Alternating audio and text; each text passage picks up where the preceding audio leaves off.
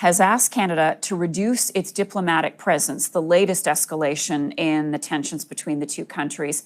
India has told Canada that it must repatriate dozens of its diplomats by next week.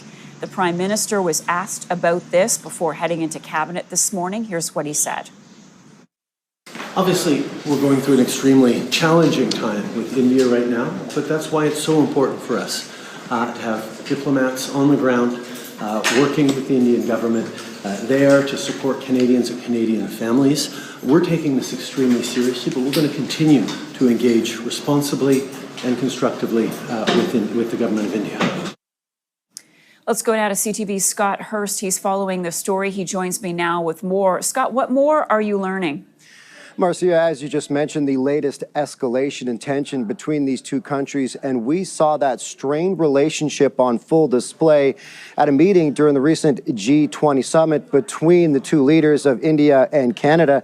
Now, India has asked Canada to reduce its diplomatic presence. We're tracking this latest report coming out of the Financial Times this morning, as you just heard the Prime Minister commenting on this just a short time ago, saying this is a challenging time with India right now, but they are continuing to work through the process to support Canadians in that country. Now, India has told Canada it must repatriate 41 diplomats by October 10th. Ties between Canada and India have taken a significant hit in recent weeks. The Prime Minister telling Parliament last month India was allegedly behind the death of a Sikh activist in British Columbia, an allegation India has dismissed. The PM says there were credible allegations of Indian involvement in the slaying of Hardeep Singh Nijjar, a 45-year-old Sikh leader who was killed by a gunman in June in Surrey, BC, just outside of Vancouver. For years, India has said Nijjar, a Canadian citizen born in India, has links to terrorism, an allegation Nijjar had denied. So, Marcia, quite some urgency to this latest report. That October 10th deadline, just 1 week from now. Canada currently has 62 diplomats in India, so that is quite a significant chunk of Canada's presence in that country. Developing news today between India and Canada, with reports dozens more Canadian diplomats are being asked to leave India. Our Jaden Lee Lincoln is following this story for us today and joins us now with the latest. Hi, Jaden. So what's happening today? Hi, Candace. It was reported by the Financial Times on Tuesday. New Delhi has instructed Ottawa to repatriate roughly 41 diplomats by next Tuesday, October 10th.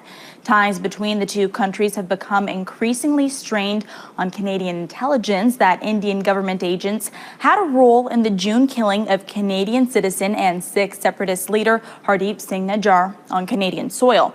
Nijjar had been labeled as a terrorist to India. Prime Minister Justin Trudeau coming out publicly a couple weeks ago with what he called credible allegations that India's government was involved in the killing, and the government expelling a top Indian diplomat from Canada almost immediately after. India expelling a Canadian diplomat in return. Now, India has denied Trudeau's allegations. According to the Financial Times recent report, Canada has 62 diplomats currently in India, and that country has said the total should be reduced by 41.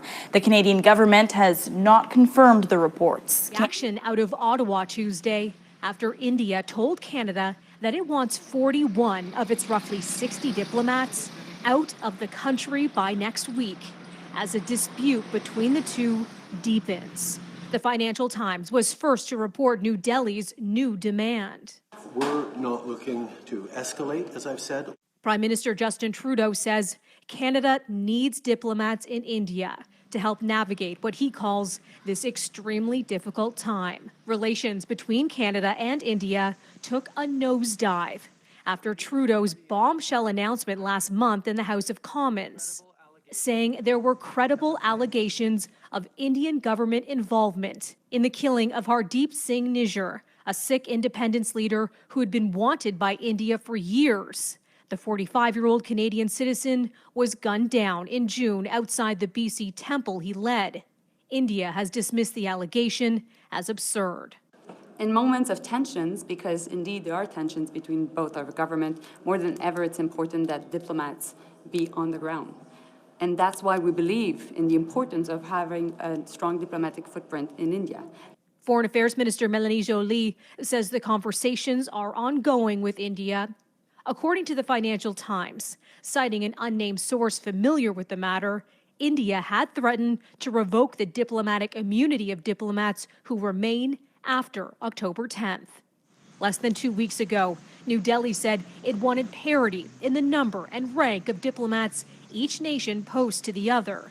Canada has a much larger diplomatic presence in India, due in part to the fact that it's a country of 1.4 billion people compared to 40 million in Canada.